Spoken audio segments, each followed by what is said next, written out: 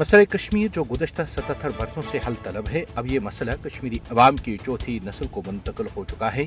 अक़वाम मुत्तहिदा की मुतल्लक़ा करारदादों पर अमल दरामद से ही हल हो सकता है, क्योंकि भारतीय हुक्मरान खुद इस मसले को अक़वाम मुत्तहिदा में लेकर गए, जहाँ पूरी दुनिया को गवाह ठहरा कर अहले कश्मीर को आज़ादाना, मुनसिफाना और गैर जानिबदाराना रायशुमारी के जरिए अपने मुस्तक़बिल का फैसला खुद करने का मौका फराहम करने का वादा किया है।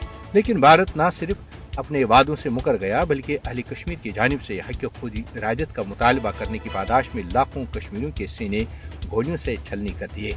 आज भी मकबूजा जम्मू और कश्मीर में भारत की रियासती दहशतगर्दी पूरी शिद्दत के साथ जारी है। लिहाजा इन हालात में अक़वाम मुत्तहिदा मकबूजा जम्मू और कश्मीर में जारी बदतरीन बहरान पर खामोश तमाशाई बनना बंद करे।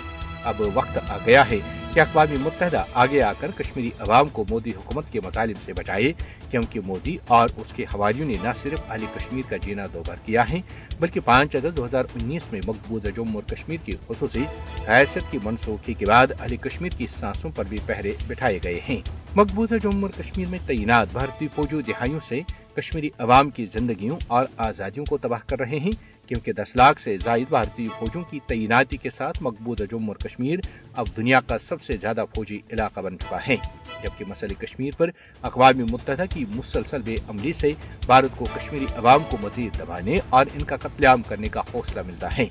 अक़वाम मुत्तहिदा को साबित करना चाहिए कि वो बगैर दांतों के इदारा नहीं है और इससे जद्दोजहद आज़ादी के हुसूल के लिए बैसर पैकार कश्मीरी अवाम के लिए उठ खड़ा होना चाहिए।